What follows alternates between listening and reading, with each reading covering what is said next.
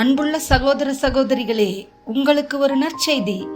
நாம் வரவிருக்கும் 2025 ஆண்டு ஜனவரி 1 365 நாட்களுக்கும் 365 தலைப்புகளின் கீழ் வேத வசனங்களை வாசித்து பகிர இருக்கிறோம்.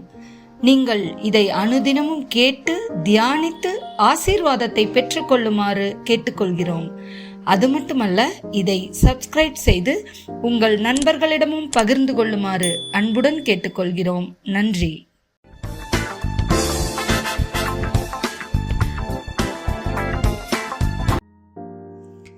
இன்று நாள் 141.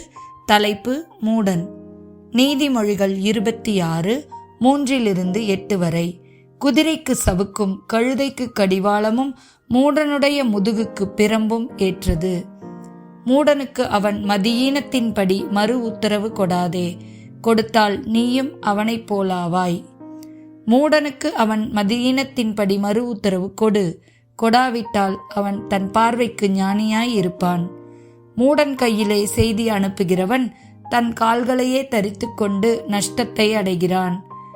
நொண்டியின் கால்கள் குந்தி குந்தி நடக்கும், அப்படியே மூடரின் வாயிலுள்ள ஓமை சொல்லும் குந்தும்.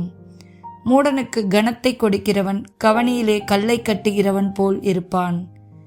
நீதிமொழிகள் 29 11 மற்றும் 20.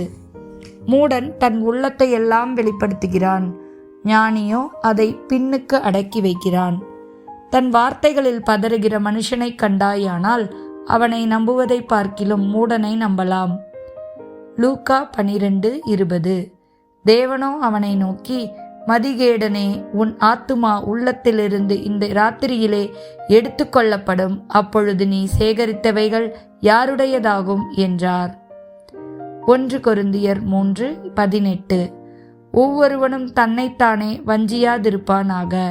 இவ்வுலகத்தில் உங்களில் ஒருவன் தன்னை ஞானியென்று எண்ணினால் அவன் ஞானியாகும்படிக்கு பைத்தியக்காரனாக கடவன். ஆமேன்.